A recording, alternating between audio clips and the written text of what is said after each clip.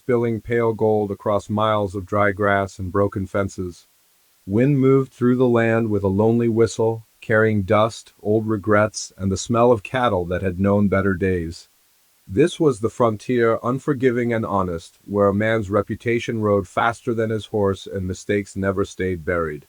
On the edge of this land stood the town of Hollow Creek, a place that smiled in daylight and sharpened its knives by night. Ethan Cole rode toward it alone. He had the posture of a man who had spent most of his life in a saddle, and the eyes of someone who had seen what silence could cost.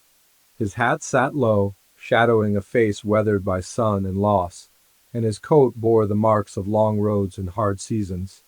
The horse beneath him moved steady and calm, as if it trusted Ethan more than the world ahead. Folks on the outskirts noticed him at once, pausing their work, watching the way one watches a storm that might change direction or hit straight on. Hollow Creek did not welcome surprises. As Ethan crossed the town line, the sound of hammering slowed, conversations thinned, and doors creaked half shut. He had not been back in years, not since he sold his share of land and chose the quieter life of a ranch miles away from trouble. But trouble had a way of growing roots, and something had pulled him back. Maybe it was guilt. Maybe it was unfinished business. Or maybe it was the sight he caught near the abandoned homestead on the ridge, the place everyone avoided like it carried a curse. A woman stood there. She was still, almost too still, dressed plain and worn thin by travel or hardship, her posture guarded as if the land itself might turn on her. The wind tugged at her hair, revealing a face marked by bruises that time had not yet softened. She did not wave or call out. She only watched Ethan ride past, her eyes sharp with caution rather than fear. That look stayed with him long after he passed, settling somewhere deep where old memories slept. By the time Ethan dismounted in front of the general store, the town had already decided how it felt about his return. The sheriff came out slow, belt heavy with authority and compromise. He did not smile. He did not offer a hand.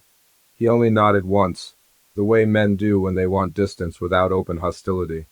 Behind him, the store owner pretended to rearrange shelves that did not need rearranging. A pair of ranch hands crossed the street rather than pass too close. Hollow Creek remembered Ethan Cole, and memory here was not kind. "You should not be back," the sheriff said, low enough that only the wind might overhear. "I did not come for trouble."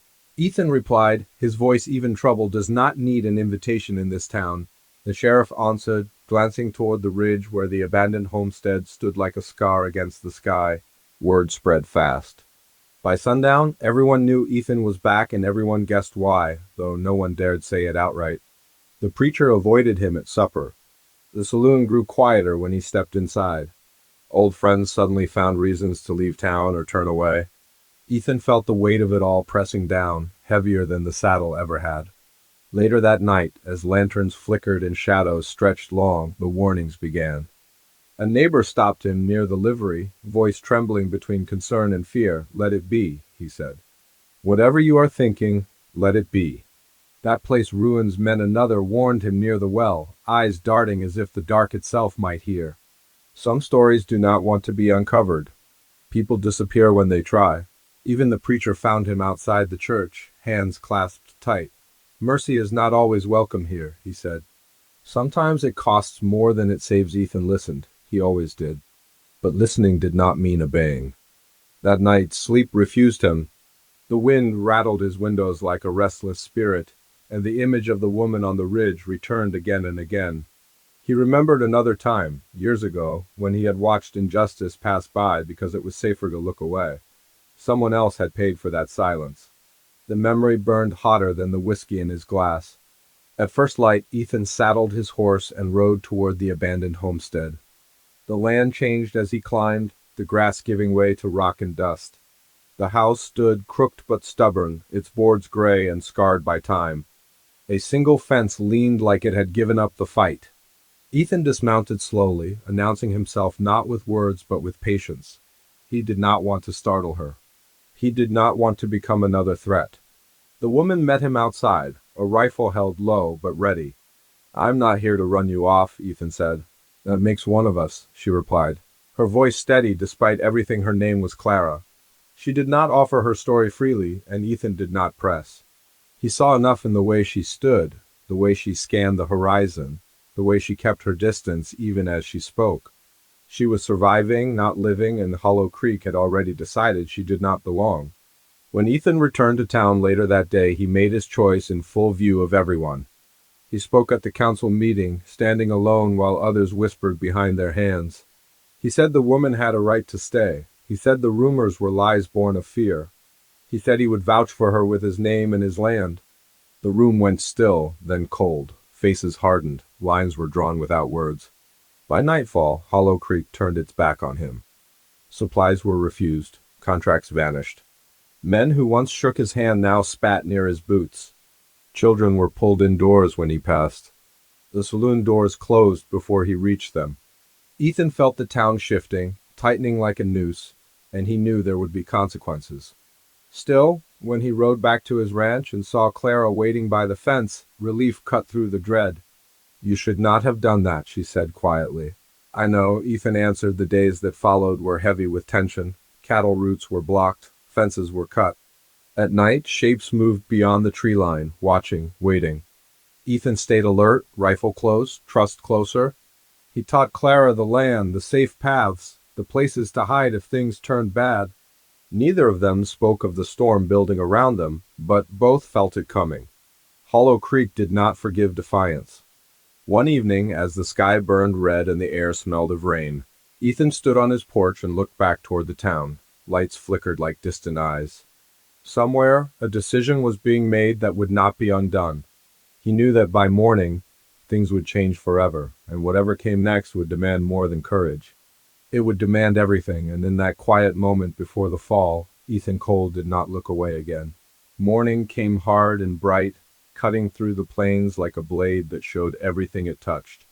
The land looked the same as it always had, wide and indifferent, but Hollow Creek felt different now, like a place holding its breath. Ethan Cole rose before the sun, boots hitting the floor with purpose, senses sharpened by the weight pressing on his chest. He had lived long enough to recognize the silence that comes before trouble, the kind that settles in when men make decisions in the dark. Outside, the ranch felt watched. Clara stood near the corral, already awake, already alert. She had slept little, if at all.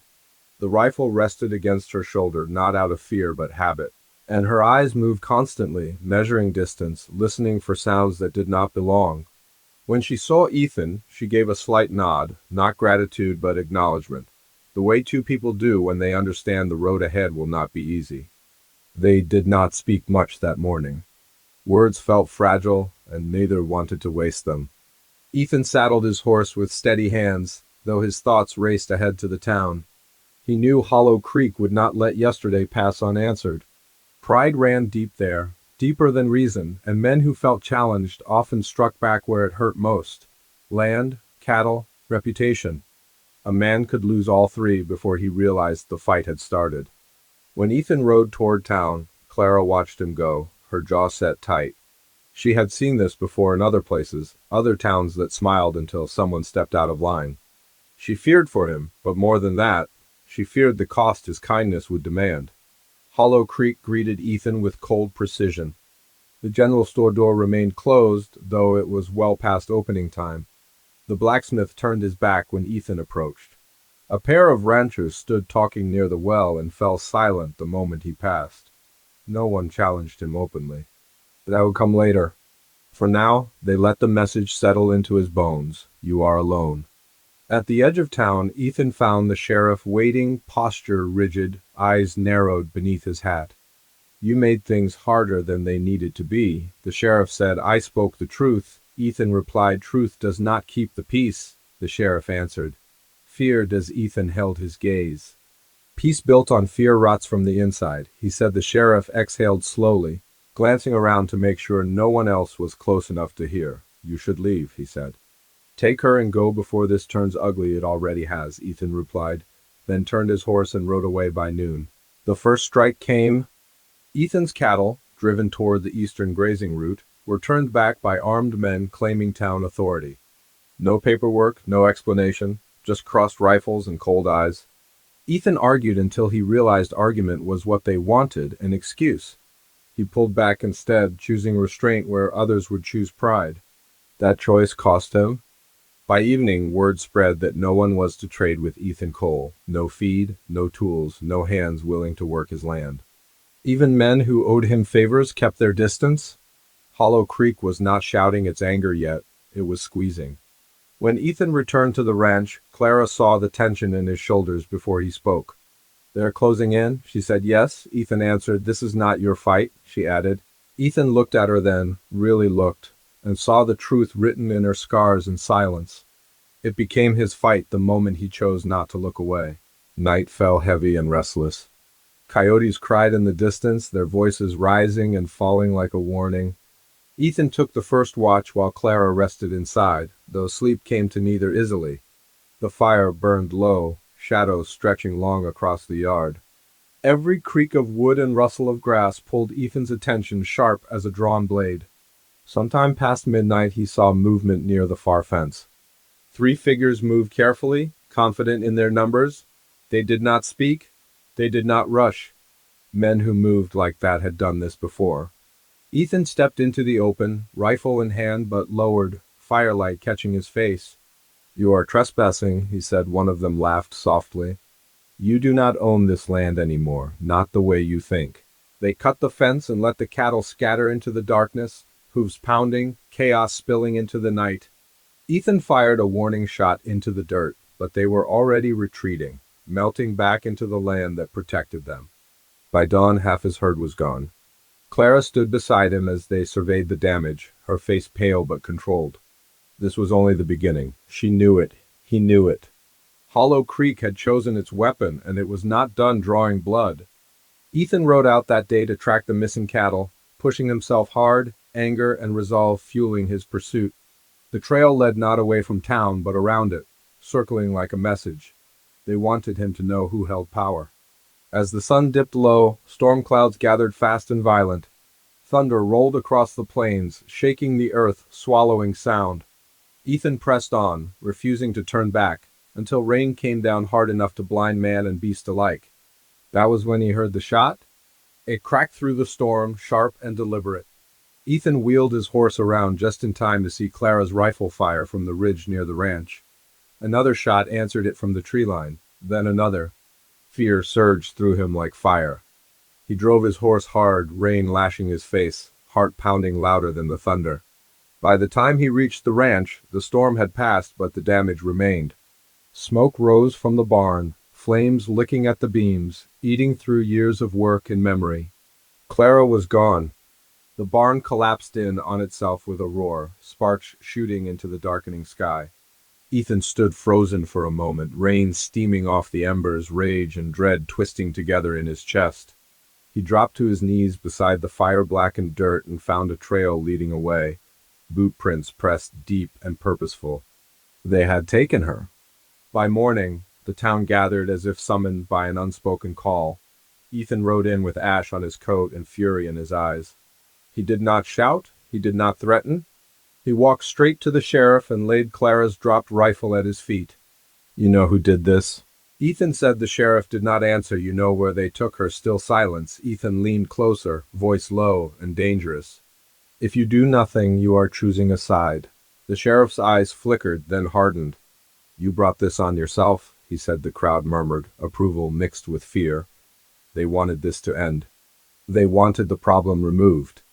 And if that meant sacrificing 2 lives to protect their lives, so be it. Ethan turned away from them all, the weight of the town's judgment heavy but no longer binding.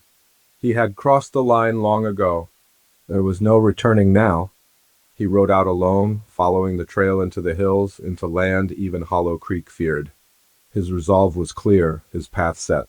He would bring Clara back, or he would burn every rotten truth this town had buried. The reckoning had begun, and Hollow Creek would soon learn what happens when a man stops fearing the crowd and starts fighting for what is right. The land beyond Hollow Creek rose into broken hills where the wind cut sharper and the ground remembered every footstep that crossed it.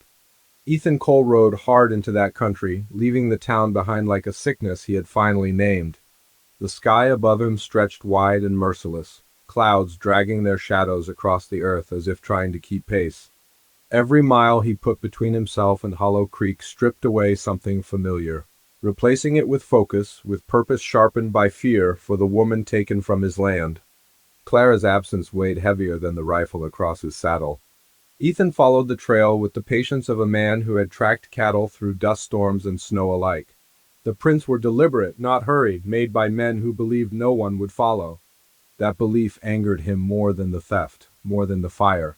It spoke of certainty, of power unchecked. Hollow Creek had given them that certainty. As the day wore on, the land grew harsher. Trees thinned, rocks jutted from the earth like old bones. The hills were known to swallow men whole, and stories said even the law did not ride here unless forced. Ethan pressed on anyway, guided by instinct and memory. He had passed through these hills once before, years ago, chasing something he never caught. This time, he would not turn back empty. Near dusk, he found the first sign they were close. A scrap of cloth snagged on a thorn bush, torn from Clara's sleeve. He dismounted and held it in his hand, letting the rough fabric ground him. They had not been careful. Or maybe they wanted him to find it. Either way, it confirmed what he already knew. She was alive. And she was fighting. The trail led downward into a narrow pass where the wind died suddenly, leaving an uneasy stillness behind. Ethan slowed his horse, scanning the ridges above.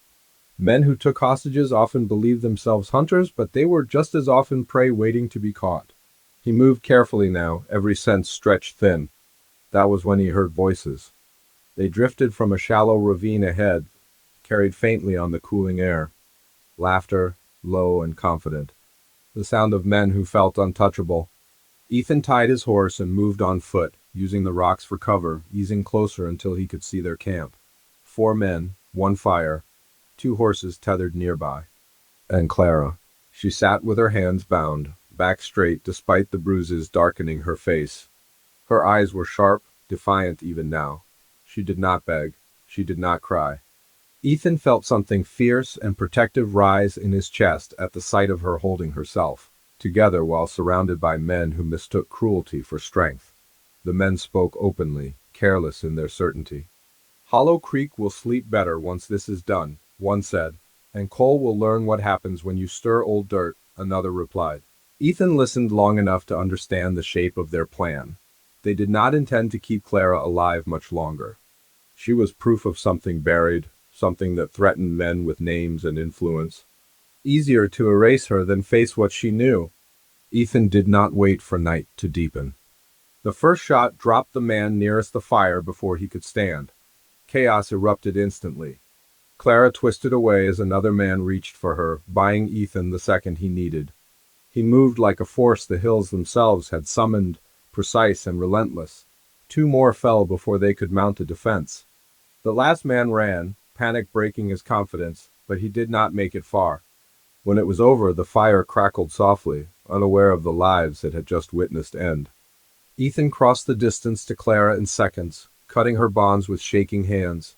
She looked up at him, relief flashing across her face before resolve settled back in place.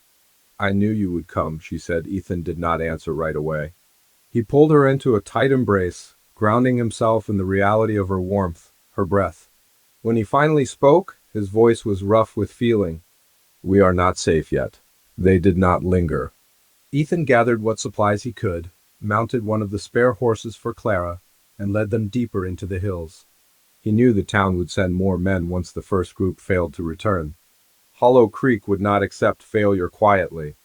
They rode until the moon climbed high and the land opened into a hidden valley shielded by stone. It was a place Ethan remembered, a narrow pocket of safety where the wind rarely reached and water ran clean. He made camp there, keeping the fire small, hidden from view. Only then did Clara finally let her guard slip. They know, she said softly, staring into the flames. They know what I saw. Ethan nodded. He had guessed as much. The truth always demanded witnesses, and witnesses were dangerous. Years ago, Clara continued, her voice steady but distant, I passed through Hollow Creek with my husband. We saw something we were not meant to see, men burying bodies outside town. Not criminals. Women and workers who asked too many questions. Ethan closed his eyes briefly. The missing names, the quiet disappearances, the rumors brushed aside, it all fit together now. They took my husband that night, Clara said. Told me if I spoke I would join him. Ethan felt the weight of his choice settle deeper. This was bigger than one woman, bigger than one town. Hollow Creek had built itself on silence and blood. At dawn they made a plan. They could not outrun the town forever. Sooner or later, Hollow Creek would hunt them down. Ethan knew the only way forward was through the truth itself. Evidence, witnesses, something even the town could not ignore. They rode back toward the outskirts, careful to stay unseen, stopping at a ranch owned by a man Ethan trusted from years past. Thomas Reed was old, stubborn, and had long since stopped caring what Hollow Creek thought of him. When Thomas saw them arrive, battered and desperate, he did not ask questions. He let them in, locked his doors, and listened. "I always knew this town was rotten," Thomas said when Clara finished. "I just did not know how deep." Thomas had papers. Deeds, old transaction records, names that connected powerful families to the land where the bodies were buried. Enough to make men nervous. Enough to change the balance, but news traveled faster than they expected. By the next evening, Hollow Creek was at Thomas's gate.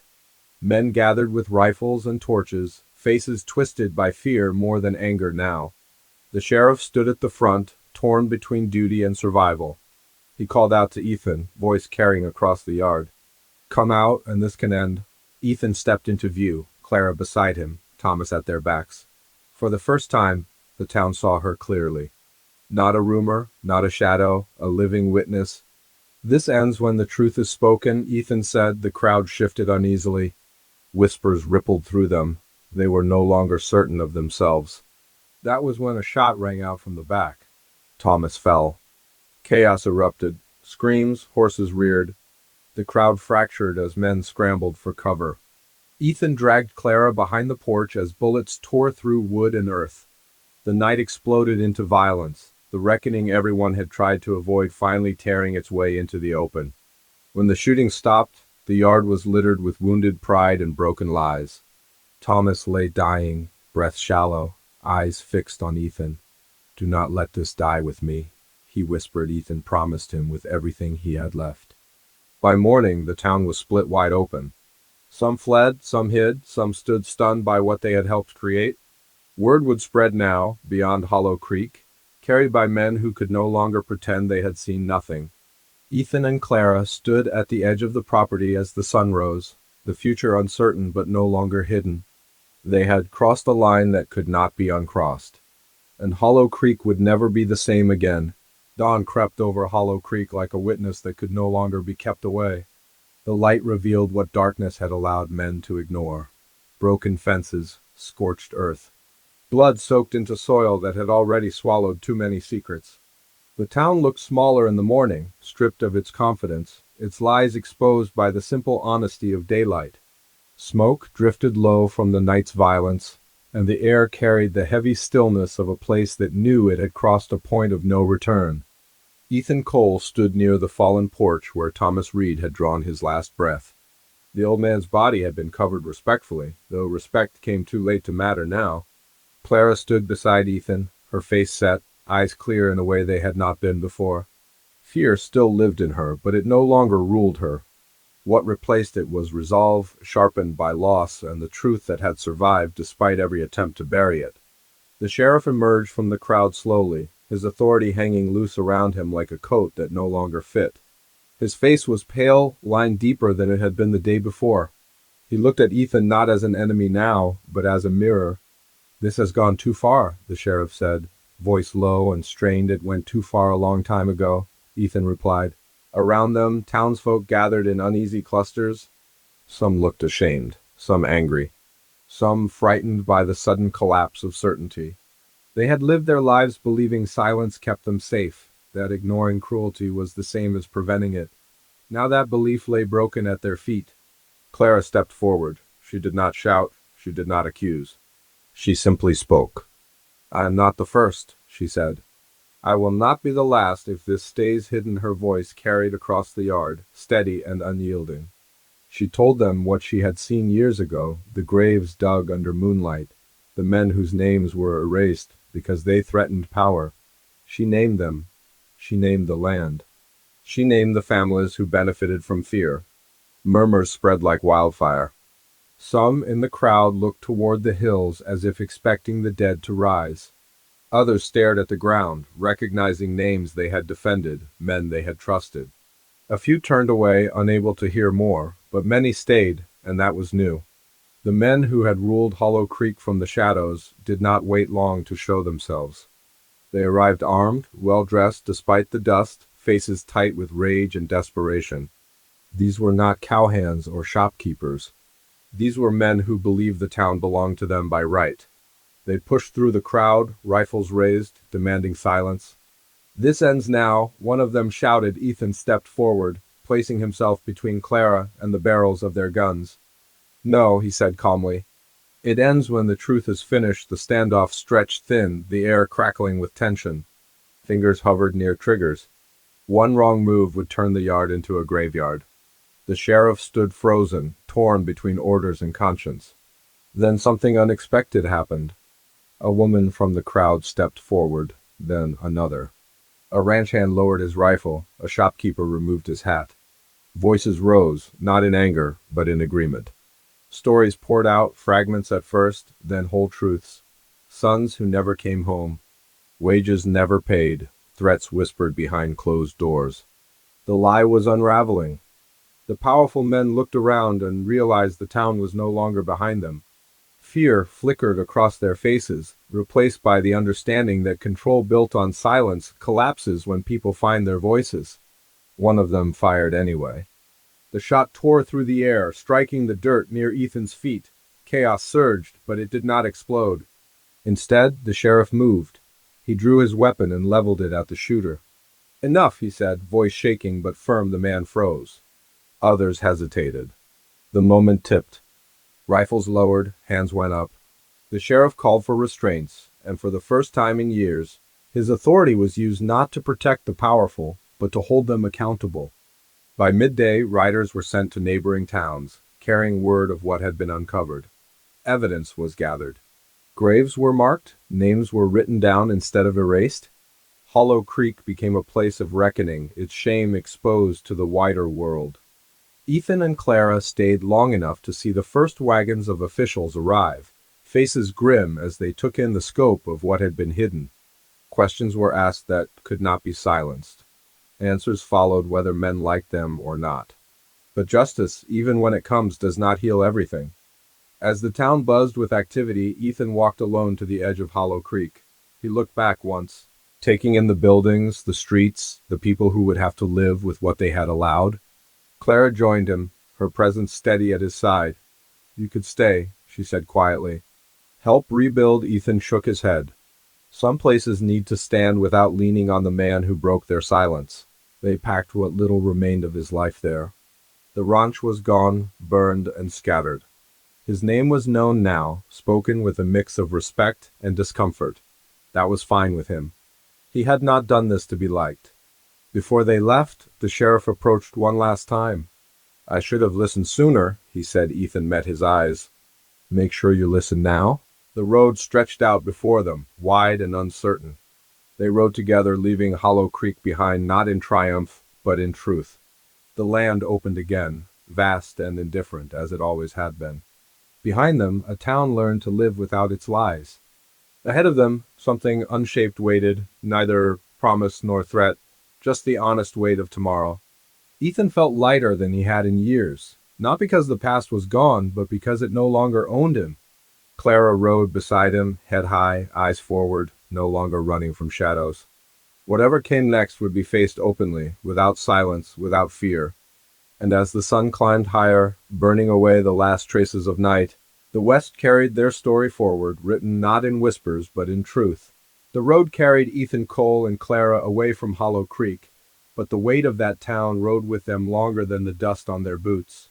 The land stretched wide and quiet, a vast canvas of grass and sky that asked no questions and offered no forgiveness.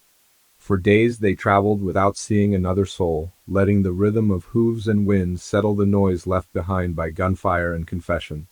This was the West as it truly was, honest in its emptiness, demanding endurance and clarity in equal measure. Ethan rode with his shoulders finally lowered, though his eyes remained alert. He knew better than to believe that truth ended danger. Men who lost power rarely accepted it with grace. Somewhere behind them, Hollow Creek was still unraveling, still exposing names and graves that would shake more than one town. That kind of reckoning sent ripples, and ripples carried consequences. Clara felt it too. At night, as they shared a small fire and spoke little, she would wake suddenly, listening to the dark as if expecting it to answer back. Ethan never mocked her for it. He understood the way fear lingered even after victory, the way memory clung harder than chains. He had lived long enough to know that survival did not mean peace came easily. On the fifth day, they reached a settlement barely marked on any map, a place known simply as Red Bluff. It was not much more than a trading post, a stable and a handful of weather-beaten homes pressed against a low ridge, but it was honest. People there looked each other in the eye. They asked questions and waited for answers. When Ethan and Clara rode in, heads turned, not with suspicion but curiosity. A man running the post nodded once and offered water without asking for coin. A woman sweeping her porch paused long enough to smile. It was a small thing, but it felt like air after being underwater. They stayed the night.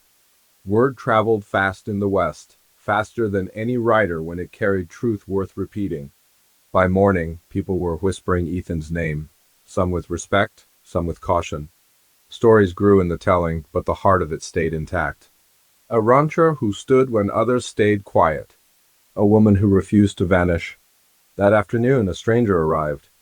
He rode alone, coat clean, posture stiff with authority that came from outside places like Red Bluff.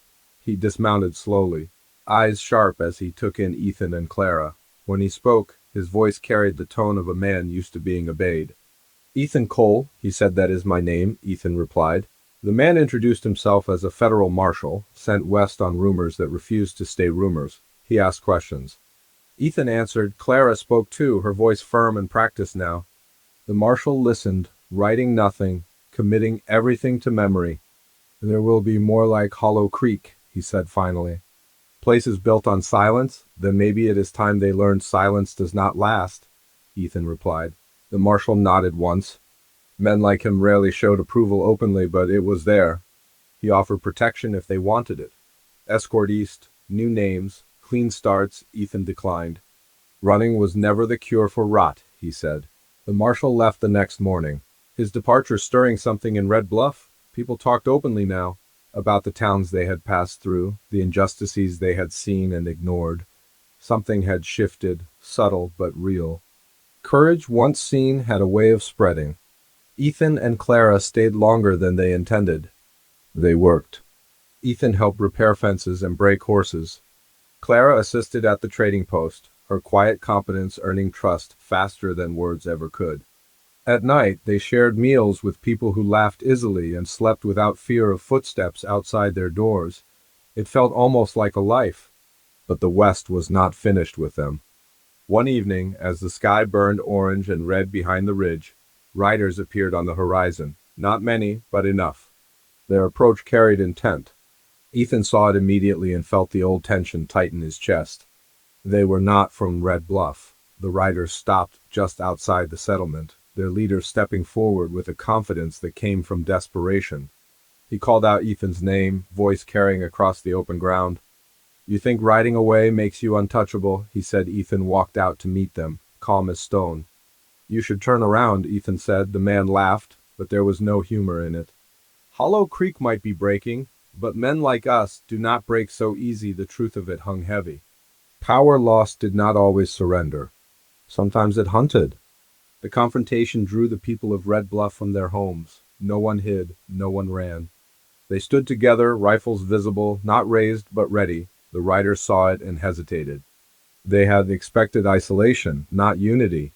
Clara stepped forward beside Ethan. "You lost," she said. "And you know it?" The leader's face twisted, anger fighting fear. He glanced at the gathered townsfolk and understood the odds had shifted. He spat into the dust, a gesture of defeat masked as defiance. "This is not over," he said. Ethan met his gaze without blinking. "It is for you." The riders turned back the way they came, their retreat watched until they disappeared into the fading light. No shots were fired, no blood spilled. Sometimes the West decided enough had been taken already. That night, Red Bluff celebrated quietly. not with music or drink, but with stories shared around fires. Stories of standing, stories of choosing better when worse was easier. Ethan listened more than he spoke. He felt something unfamiliar settle in his chest, not pride, but belonging. Days turned into weeks. Ethan and Clara built something together, not a ranch this time, but a place of passage. Travelers stopped at Red Bluff seeking news, safety, and sometimes courage. Ethan never claimed leadership, but people looked to him anyway. Clara became a voice others trusted, her past no longer a shadow but a source of strength. One morning, a child asked Ethan why he had not left when he had the chance. Ethan thought for a long moment before answering. Because the West only changes when someone stays, he said years later, Hollow Creek would be spoken of as a warning rather than a secret. Its name would surface in conversations about justice, about the cost of silence. Some of the men responsible would face judgment. Others would fade into history, remembered only in the lessons they left behind. Ethan Cole would never return there. He did not need to. His story lived on in the spaces between towns, in the way people chose to speak instead of look away. Clara's story lived on too, carried by those she helped, by those who saw her stand and found their own strength reflected back. The West remembered them not as heroes carved in stone, but as people who refused to be quiet when quiet was demanded.